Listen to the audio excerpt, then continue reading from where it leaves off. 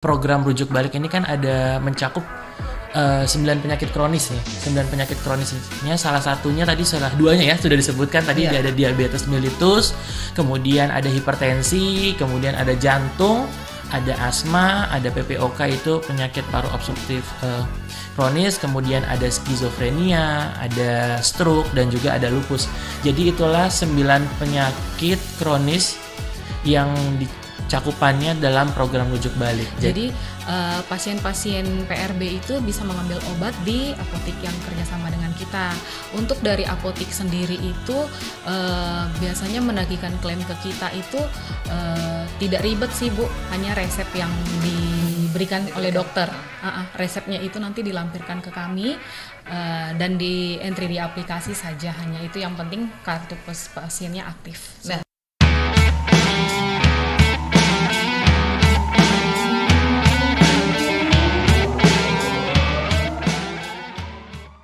selamat pagi pendengar podcast RRI Manokwari dimanapun berada. So kita di kesempatan kali ini dalam podcast bersama BPJS Kesehatan, saya Nelly Mansora bersama Anda. Dan kali ini ya kita akan bincang-bincang seputar topik kita yaitu tentang program rujuk balik ya. Ya, pendengar podcast dan pemirsa juga, program ini juga merupakan salah satu upaya dalam sistem layanan kesehatan untuk memastikan kondisi pasien ya. Dan untuk lebih jelasnya, kita kenalan dulu dengan kedua narasumber, kata orang tak kenal maka tak sayang. Ya, kita sapa dulu nih. Ada Pak Dimas nih. Izin mungkin Pak Dimas memperkenalkan diri sendiri nih. Baik, terima kasih Kak Nelly. Perkenalkan, saya Dimas Triadi, biasa dipanggil Dimas. Saya di BPJS Kesehatan Kantor Cabang Manokwari sebagai staf promotif dan preventif. Mbak. Ya. Baik, perkenalkan saya Prataya Marpaung, saya sebagai staf administrasi klaim. Saya panggilnya apa nih Mbak? Boleh panggil Taya aja Bu. Oh Mbak Taya ya. Ya. Oke, siap. Iya, terima kasih Kak Dimas saja ya. Ya, Kak boleh, Dimas boleh. biar lebih enak nih. Ya. Kak Dimas sama Mbak Taya nih. Salam sehat, semoga semuanya baik-baik ya, sehat-sehat walaupun cuaca kali ini memang sering berubah-ubah nih. Kadang panas, kadang, tapi menyangkut tentang kesehatan orang banyak nih penting nih. Iya. Baik. Mungkin sebelum kita bincang-bincang lebih lanjut, mungkin dari Kak Dimas dulu nih, bisa mungkin dijelaskan kepada kita semua ya tentang apa sih program rujuk balik itu? Baik untuk teman-teman pendengar semua yang ada di manapun berada terkait dengan program rujuk balik atau biasa disingkat PRB.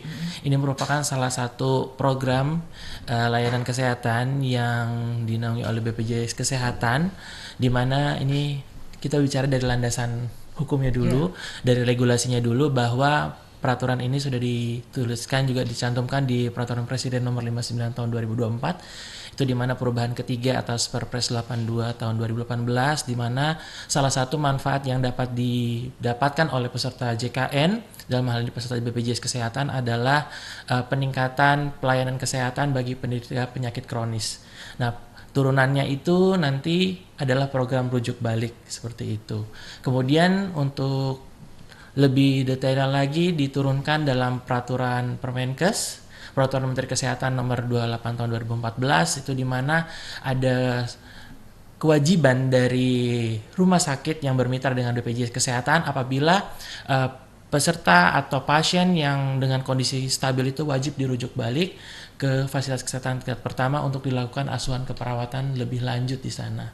Jadi pada intinya program rujuk balik ini adalah kelanjutan dari asuhan keperawatan di fasilitas kesehatan tingkat lanjut atau rumah sakit yang kemudian dilanjutkan di fasilitas kesehatan tingkat pertama atas rekomendasi dari dokter spesialis atau subspesialis, sehingga pasien kronis dengan kondisi stabil ini dapat terpantau, termonitoring kondisi kesehatannya sehingga dapat terus melakukan aktivitas sehari-hari sehingga mencapai derajat kesehatan yang optimal seperti itu. Oke. Kalau dari Mbak Taya sendiri dari sisi administrasi nih, bagaimana alur pasien ini untuk mekanisme dengan program rujuk balik ini? Iya. Jadi kalau untuk dari alurnya Bu, harus dipastikan terlebih dahulu kepesertaannya pasien tersebut aktif ya Bu ya. Lalu peserta datang ke FKTP, fasilitas kesehatan tingkat pertama, untuk diperiksa kesehatannya dulu. Kalau memang masih belum stabil, masih meningkat, itu dirujuk dulu ke rumah sakit. Dirujuk ke rumah sakit, nanti akan ditangani sama dokter spesialis di rumah sakit. Dan kalau sudah stabil, misalnya dalam 3 bulan itu sudah stabil, dari dokter spesialis di rumah sakit wajib mengembalikan pasiennya ke puskesmas lagi atau ke vaskes yang pasien tersebut terdaftar. Berarti persyaratannya seperti apa saja nih untuk RPB ini? Kepesertaannya aktif ya. Kepesertaannya sudah pasti wajib aktif. Lalu kalau untuk PRB sendiri yang sudah biasa ditangani sama di daerah Manokwari ini kebanyakan diabetes sama hipertensi ya Bu ya. Jadi sudah pasti gula darahnya pasti naik tinggi sama tensinya naik kayak gitu Bu. Jadi itu yang harus dikelola sama dokternya. Seperti itu. Mungkin ditambahkan sama Mas. Mungkin saya boleh menambahkan ya Kak. Iya, jadi saya menjelaskan juga terkait dengan program rujuk balik ini kan ada mencakup 9 penyakit kronis nih. 9 penyakit kronisnya salah satunya tadi duanya ya sudah disebutkan tadi ada diabetes mellitus, kemudian ada hipertensi, kemudian ada jantung, ada asma, ada PPOK itu penyakit paru obstruktif kronis, kemudian ada skizofrenia, ada stroke, dan juga ada lupus. Jadi itulah 9 penyakit kronis yang cakupannya dalam program rujuk balik. Jadi apabila ada peserta yang menderita 9 penyakit tersebut, kemudian tadi alurnya sudah dijelaskan oleh Kak Taya ya, dijelaskan bahwa dari FKTP kalau kondisinya nggak stabil nih Kak, dibawa lagi ke rumah sakit untuk diperiksa sama dokter spesialis sampai dia stabil. Nanti pasien akan dikembalikan lagi ke FKTP untuk melanjutkan pengobatannya. Jadi pada dasarnya adalah rujuk balik ini adalah ujungnya adalah untuk pengambilan obat Kak. Pengambilan obat. Jadi pasien tuh nggak perlu ribet atau nggak perlu pusing ngantri lama lagi untuk di rumah sakit untuk pengambilan obat aja. Tetapi cukup nanti datang ke FKTP, nanti setelah dari FKTP terdaftarnya nanti ke apotik mitra BPJS Kesehatan, apotik PRB-nya untuk pengambilan obat lebih lanjut. Berarti ini juga jadi salah satu manfaat dari program rujuk balik ini. Betul. Mungkin ada manfaat lain yang mungkin bisa ditambahkan?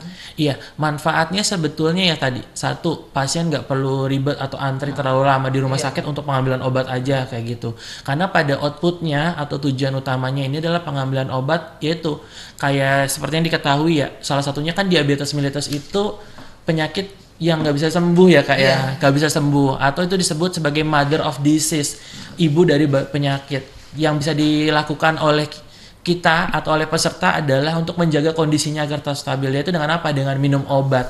Misalkan dengan apa? Dengan mengonsumsi obat atau menggunakan insulin kayak gitu. Nggak perlu antri-antri ribet-ribet ke rumah sakit, cukup aja datang ke FKTP dan juga ke apotik yang bekerja sama dengan BPJS Kesehatan. Itu manfaatnya. Yang kedua, itu pemantauan. Manfaatnya dia juga peserta bisa memantau dirinya dengan di bawah asuhan dari dokter di FKTP. Jadi dokter di FKTP itu punya kewenangan juga untuk memantau, untuk mengetahui setiap kondisi dari pasien atau pesertanya. Lagi-lagi untuk apa? Untuk menjaga agar tidak terjadi keparahan atau tidak ada komplikasi-komplikasi lebih lanjut. Itu sih manfaatnya seperti itu. Berarti banyak manfaatnya kalau dikatakan ya? Ya, banyak sekali manfaatnya untuk pasien JKN yang terdaftar sebagai peserta PRB kayak gitu. Nah ini untuk Mbak Taya nih, kira-kira untuk sistem klaimnya untuk pembayaran ini gimana nih? Kalau untuk klaimnya sendiri kan dari yang Mas Dimas sudah sampaikan Bu, sebenarnya ini soal obat ya. Obat. Jadi kalau yang bekerja sama dengan kita yang di kantor cabang Manokwari itu di bagian Manokwarinya ada apotek kimia farma, dan di Fakfak itu ada apotek kimia farma Fakfak juga, dan di Kaimana ada apotek Timeberi, dia apotek swasta. Itu yang bekerja sama dengan kita. Jadi pasien-pasien PRB itu bisa mengambil obat di apotek yang kerjasama dengan kita. Untuk dari apotek apotik sendiri itu biasanya menagihkan klaim ke kita itu tidak ribet sih Bu, hanya resep yang diberikan oleh dokter. Resepnya itu nanti dilampirkan ke kami dan di entry di aplikasi saja, hanya itu yang penting kartu pasiennya aktif sebenarnya. Nah, tadi Mbak Taya sampaikan mengenai obat nih. Nah, Iya. obat ini hal-hal apa saja yang perlu diperhatikan untuk pelayanan obat program rujuk balik ini? Sebenarnya kalau obat yang penting teratur ya Bu ya, teratur minumnya, karena kan sebenarnya ini promotif preventif kan pencegahan, mencegah sebelum mengobati kalau orang-orang bilang ya. Jadi lebih baik dicegah dengan cara yaitu yang Mas Dimas bilang penyakit yang nggak bisa sembuh ya sebenarnya kalau diabetes kayak gitu. Jadi rutin saja minum obat, rutin sesuai dengan yang diresepkan dokter dan rutin datang kontrol gitu untuk mengecek, karena kan setiap bulan sebenarnya obatnya ditanggung ya Bu ya selama 30 hari tiap bulannya. Jadi sebenarnya dari pasien sendiri harus aware kapan jadwal harus ke dokternya untuk dicek lagi tuh Bu kira-kira ini stabil atau tidak, nanti dikasih obat seperti itu. Mungkin tambahan juga ya Kak ya dari saya terkait dengan hal yang perlu diperhatikan tadi, untuk proses rekrutmen peserta PRB itu ada di fasilitas kesehatan tingkat lanjut. Seperti itu, setara dengan rumah sakit yang bermitra dengan BPJS Kesehatan. Untuk dokter spesialis atau dokter subspesialis yang menangani pasien dengan 9 penyakit kronis tadi itu mesti memperhatikan ada kaidahnya 3B. 3B itu apa nih? Benar diagnosa, benar kondisi stabil, dan benar obat. Nah tadi dalam konteks untuk obat sendiri itu benar obat apa? Benar obat adalah kesesuaian dengan resep obat yang diperlukan oleh pasien, sediaannya berapa, jumlahnya berapa untuk kebutuhan 30 hari. Kemudian juga tercantum dalam formularium nasional namanya Fornas. Itu sudah diatur oleh Kemenkes. Jadi obat-obat apa saja yang mencakup obat rujuk balik ada di situ. Tadi untuk proses pengklaiman dan lain-lain itu adalah urusannya dari mitra kita, itu Apotek PRB dengan BPJS Kesehatan. Tetapi untuk pesertanya sendiri tidak ada iur biaya. Peserta tidak ada iur biaya sama sekali. Jadi manfaatnya itu ya cukup tadi aja kartu pesannya aktif, kemudian membawa surat rujuk balik dari rumah sakit sama salinan resep dari dokter spesialisnya yang untuk pengambilan obatnya, itu aja cukup. Berarti harus jelas ya. Jelas. Biar bisa dilayani. Iya, kira-kira butuhnya apa? Insulin atau misalkan apa amlodipin. Jangan sampai gitu. salah obat. Jangan sampai obat. Tadi konsepnya 3B tadi, benar obat, benar stabil, benar diagnosa tadi. Gitu. Iya, dan ini Kak Dimas nih, tadi sudah disampaikan juga penyakit kronis. Nah, apakah ada penyakit tertentu juga yang menjadi prioritas nih, yang jadi prioritas dalam program rujuk balik ini? Sebenarnya untuk prioritasnya itu tadi, cakupannya yang 9 penyakit itu. Cuman kalau untuk melihat data atau sebaran yang ada, memang untuk kebanyakan di wilayah kerja kita di kantor cabang Manokwari, itu kan meliputi 7 kabupaten dan 1 provinsi Papua Barat ini. Itu banyak tadi yang sebutkan oleh Kataya itu biasanya tertinggi itu ada hipertensi, ada diabetes, itu 2 tertinggi lah itu. Biasanya saling bergandengan tuh Kak Nelly. Hipertensi sama diabetes, terbalik juga diabetes sama hipertensi, itu aja kebanyakan yang paling tinggi di wilayah kita. Berarti antara 2 penyakit yang paling banyak di Manokwari ya? Iya, di wilayah kita ini. Nah, kalau berbicara maksudnya kelancaran, pasti kan ada tantangan. Iya.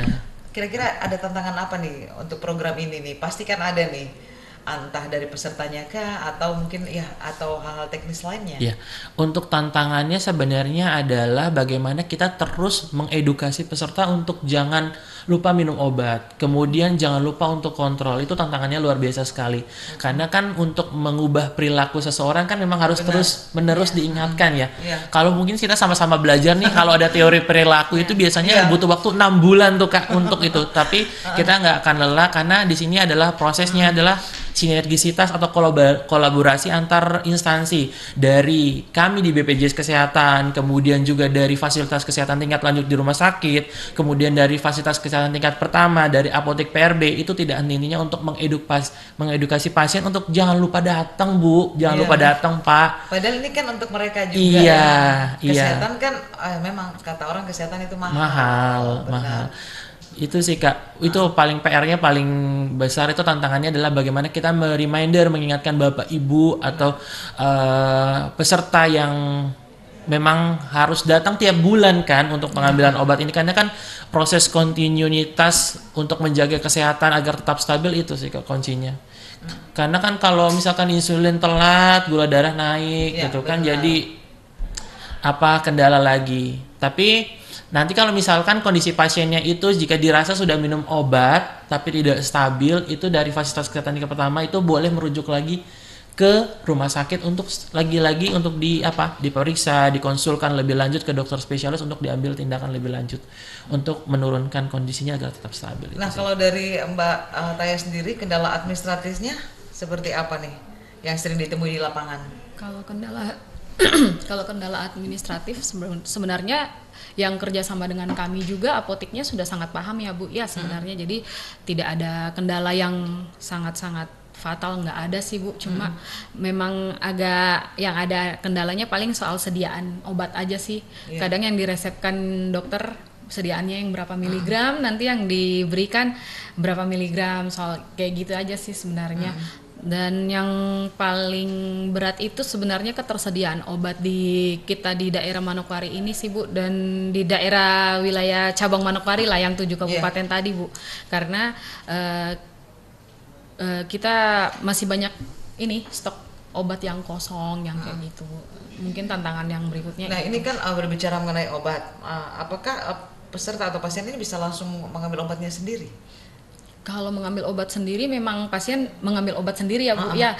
Tapi terlebih dahulu memeriksakan diri dulu ke vaskes tingkat pertamanya. Nanti setelah memeriksakan diri baru diresepkan obat untuk diambil di apotek yang kerjasama dengan kita. Seperti tadi disampaikan Kak Dimas, 3B itu ya? 3B, betul. Benar. Terus kira-kira bagaimana sinergi nih? Sinergi antara mungkin rumah sakit, BPJS, vaskes pertama tingkat pertama ya, dan juga apakah memastikan biar PRB ini bisa berjalan aktif, pastikan harus bersinergi nih, harus ada kolaborasi nih. Betul. Seperti yang tadi saya jelaskan ya di awal terkait dengan sinergisitas, kemudian kolaborasi itu sangat diperlukan dalam program JKN, tidak hanya PRB ya, khususnya kita membicarakan PRB kali ini. Ya tadi saya bilang kita masing-masing mempunyai tugas dan fungsi. Untuk BPJS Kesehatan sebagai badan penyelenggara jaminan kesehatan yang mencakup salah satunya ada program PRB, itu tentunya terus mengedukasi. Kemudian ada tupoksinya juga nih dari fasilitas kesehatan tingkat lanjut. Tadi untuk apa? Untuk merekrut peserta PRB dari peserta yang 9 penyakit kronis tadi yang sudah stabil. Itu dari situ posisinya di penyakit di situ untuk pemeriksaan rujukan dan juga penentuan kondisi stabil. Kemudian untuk fasilitas kesehatan tingkat pertama dan juga apotek PRB itu menjadi gatekeeper atau care koordinator dari pelayanan asuhan keperawatan, karena kan ini butuh waktu jangka panjang ya Kak ya, lagi-lagi karena kata kuncinya kronis itu yang tadi itu perawatan asuhan jangka panjang. Jadi FKTP itu memerlukan yang lebih besar perannya memang di situ untuk bagaimana memastikan, memantau, melihat kondisi dari pasien itu agar tetap stabil. Seperti itu sinergisitasnya sih Kak. Dari situ masing-masing punya peran dan kita juga tidak akan putus komunikasi. Kita tetap berkoordinasi. Misalkan ada kendala-kendala, misalkan ada kepesertaan yang tidak aktif, itu misalnya tantangannya juga tuh Kak. Misalnya pasien tuh kadang nggak datang, cuman bawa KTP aja berobat, kemudian kita cek by system, tiba-tiba nggak aktif karena mungkin ada iuran yang belum dibayar. Itu biasanya kita bantu edukasi, kemudian juga dari petugas atau PIC yang ada di masing-masing vaskes itu sudah mengetahui untuk melakukan edukasi langkah-langkahnya seperti apa. Itu juga salah satu tantangannya kartu tidak aktif itu Kak. Iya, biar nggak jadi kesalahpahaman ya antara pasien, karena kan biasanya kalau udah begini nanti ujung-ujungnya salah satu pihak yang disalahkan. Iya betul. Padahal mereka juga tidak mengecek kartu peserta mereka itu apakah masih aktif atau tidak. Betul. Makanya kita kan juga ada salah satu produk dari kita yaitu Mobile JKN ya Kak ya. Mobile JKN itu juga manfaatnya kita bisa mengecek sendiri kepesertaannya, juga kita bisa memanfaatkan ada kis digital juga untuk berobat. Kemudian di situ juga ada keterangannya Kak, kalau kita misalkan ada masuk dalam kategori PRB itu ada keterangannya. Misalkan di kartu pesertanya, peserta ini termasuk peserta PRB diabetes, peserta PRB hipertensi. Nanti itu bisa selalu mereminding bahwa kita tuh memang sudah tercatat sebagai peserta PRB dan tidak lupa untuk pengambilan obat setiap bulannya. Nah, ini kita berbicara mengenai dunia digitalisasi nih. mengarah ke teknologi nih. Nah, untuk itu seberapa besar dukungan teknologi, mungkin masalah aplikasi ya dalam mempermudah layanan PRB ini? Apakah tadi sudah disampaikan peserta langsung datangkah atau bisa lewat mobil JKN? Mobil JKN juga. Jadi sebenarnya Bu, kalau untuk sekarang semua sudah dipermudah ya Bu ya. Itu salah satu fungsinya untuk mengurangi antrian juga di kantor cabang. Jadi pasien tidak perlu repot-repot hanya untuk merubah misalnya vaskes terdaftarnya harus mesti datang keluar rumah pergi ke kantor cabang. Iya kalau kantornya dekat, kalau jauh misalnya orang dari SP harus datang ke sana kan ribet Bu. Jadi sekarang kita sudah dipermudah dengan adanya aplikasi Mobile JKN, itu bisa di-download di Play Store di HP masing-masing. Nanti didaftarkan berdasarkan NIK, NIK-nya peserta, dan ada tentunya nomor HP Bu untuk mendaftarnya. Jadi semuanya bisa dipantau dari Mobile JKN. Dari salah satunya yaitu mengubah vaskes terdaftar, kita sudah bisa dari Mobile JKN juga. Dan yang tadi Mas Dimas sampaikan, apabila kita terdaftar sebagai peserta PRB, itu sudah ada kayak warningnya kita tuh ada sebagai peserta PRB gitu. Jadi secara tidak langsung kita juga bisa memantau diri kita sendiri untuk saya harus ambil obat ini tanggal sekian kayak gitu. Mungkin saya tambahan juga ya, karena ini terkait dengan pemanfaatan dari aplikasi kita juga Mobile JKN seperti itu untuk peserta program rujuk balik. Tadi menyambung juga, kita juga kan di BPJS Kesehatan ini ada satu prinsip yaitu portabilitas. Ya, pemanfaatannya itu bisa di mana saja, asal kartu peserta JKN-nya aktif, ya kan. Misalkan peserta ini lagi kunjungan ke Jawa nih. Kebetulan pas ketepatan dia pengambilan obat. Aduh, nggak usah bingung, Bapak Ibu peserta BPRB itu nggak usah perlu bingung, cukup nanti dicek aja di Mobile JKN-nya mana fasilitas kesehatan yang terdekat. Di situ Bapak Ibu yang menjadi peserta PRB bisa berkunjung untuk sekali lagi berkonsultasi dulu dengan pasien, dengan dokter di setempat, dengan dokter FKTP setempat untuk mendapatkan pemeriksaan. Kemudian nanti ada salinan resep yang akan ditulis oleh dokter untuk pengambilan obat PRB-nya. Tapi juga mesti diperhatikan juga, nanti mungkin Bapak Ibu peserta PRB boleh mencatat salinan resep obatnya atau mencatat di buku pemantauan PRB-nya untuk sekiranya bisa dibawa kemana aja kayak gitu. Karena memang kondisi Bapak Ibu kan ada kondisi kekhususan nih, memiliki satu status sebagai peserta PRB yang memiliki penyakit kronis. Jadi jangan khawatir, jadi bisa di mana saja kalau misalnya untuk pengambilan obat PRB. Untuk pelayanan obat PRB ini free? Iya, free. Pelayanan obat PRB ini free, tidak dipungut biaya. Kalau untuk urusan klaim itu kan antara mitra dengan kita ya. Tapi untuk pesertanya sendiri free ya? Free seperti itu. Mungkin tambahan juga Bu, ini kalau pasien PRB ini kan harus rutin berobat Bu. Kan kalau kita berobat ke fasilitas kesehatan tingkat pertama juga antrinya luar biasa kan ya Bu. Ya, salah satu kegunaan Mobile JKN juga ada di situ tuh Bu. Kita bisa ambil nomor antrian, kita bisa mendaftar melalui Mobile JKN. Jadi kita tidak perlu datang lebih awal biar bisa dapat nomor antrian di awal kayak gitu. Nggak perlu Bu. Jadi seperti semuanya sudah ada. Ke puskesmas datang lebih pagi aja.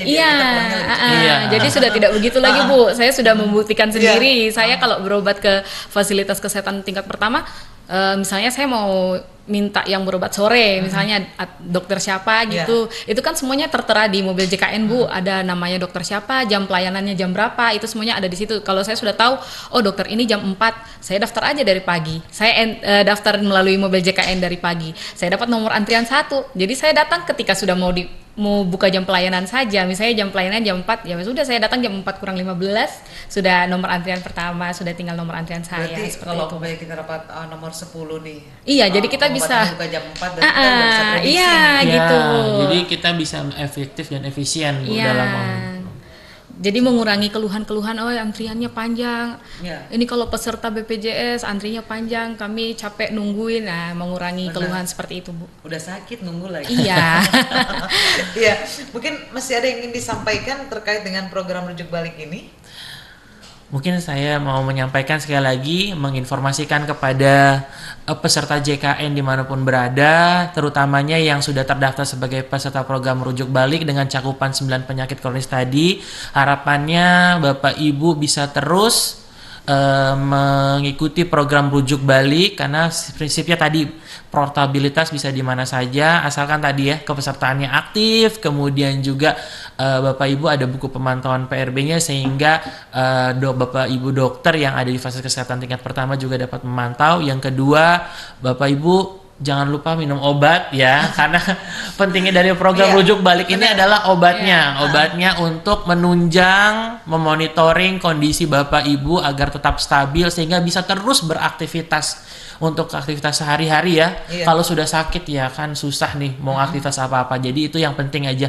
Jangan lupa minum obat, jangan lupa ambil obatnya rutin tiap bulan di apotek mitra BPJS Kesehatan. Jangan lupa minum obat, semoga lekas sembuh. Iya, semoga lekas sembuh dan tentunya sehat selalu. Benar. Iya. Mungkin Mas Dimas mau tambahin juga yang terkait kalau pas pesertanya mau naik haji, obat PRB-nya harus diambil. Iya, untuk peserta misalkan ada kondisi-kondisi khusus nanti itu bisa diambil misalkan butuh waktu 2 bulan itu bisa diambil dalam kurun waktu 2 bulan namanya ada sistem iterasi kayak gitu sih Kak Nelly. Jadi jangan khawatir khususnya untuk yang waktu itu ada berangkat haji dan lain-lain itu kan butuh waktu panjang lama ya. Ya itu nanti bisa diambil untuk kelanjutan 2 bulan dengan sistem iterasi. Jadi 2 bulan obatnya untuk kebutuhan 2 bulan. Berarti nggak ada masalah yang terlalu ini ya, asalkan kita tahu prosedurnya ya. Betul. Kalau sudah kita tahu prosedur enak aja Kak. Gampang aja. Karena prinsipnya kita mudah, cepat dan setara. Luar biasa. Iya, baik sebelum kita akhiri nih, mungkin closing statement dari kedua tamu kita nih. Bisa menyampaikan pesan singkat mungkin kepada peserta JKN KIS ya atau peserta BPJS tentang pentingnya program rujuk balik ini. Silakan dari Kak. Untuk semua pasien yang mungkin terdaftar sebagai peserta PRB, kita lebih baik mencegah daripada mengobati. Saya ingatkan untuk tetap rutin mengkonsultasikan ke dokter, memeriksakan diri ke dokter, karena jangan sampai sudah fatal, sudah parah baru datang untuk berobat ya Bu ya. Jadi dari diri kita sendiri harus ada aware untuk diri kita sendiri supaya tetap sehat. Dan seperti yang Mas Dimas bilang tadi, tetap rutin minum obat sesuai dengan anjuran dokter dan jangan sampai ada yang terlewat untuk pemeriksaan ke dokternya juga setiap bulannya. Seperti itu mungkin Bu, yang penting rutin dan pastikan pesertanya aktif melalui mobile JKN. Jangan lupa di-download ya Bu ya. Iya, dari Kak Dimas? Dari saya cuma mau katakan sekali lagi tetap sehat Bapak Ibu, walaupun Bapak Ibu sudah terdiagnosa atau terdeteksi menjadi penyakit kronis, tetap semangat, tetap sehat. Kita semua baik dari BPJS Kesehatan, fasilitas kesehatan terus berkoordinasi dan berkolaborasi demi menjaga derajat kesehatan yang optimal bagi peserta JKN dimanapun berada. Terima kasih. Kita pastinya semua ingin sehat ya, tapi dari BPJS ini apresiasi luar biasa karena membantu ya buat kita semua yang mungkin dalam keadaan sakit sudah tahu, sudah ada banyak program yang dikeluarkan oleh BPJS nih. Salut, luar biasa. Semoga informasi ini bermanfaat bagi kita semua pastinya. Satu lagi mungkin Kak Nelly, terima kasih juga untuk podcast kita hari ini. Tentunya ini membantu kita untuk mengedukasi peserta dimanapun berada ya. Kak Nelly, terima kasih untuk RRI juga yang sudah berkolaborasi juga dengan BPJS Kesehatan. Terima kasih Kak. Baik, terima kasih Mbak Taya dan juga Kak Dimas ya yang sudah berbagi informasi untuk kita semua. Semoga bermanfaat ya, dan pastinya memahami lebih baik apa yang disampaikan tentunya akan buat hidup kita lebih baik juga. Saya Neleman Suara, Kak Dimas dan juga Mbak Taya. Selamat pagi dan sampai jumpa.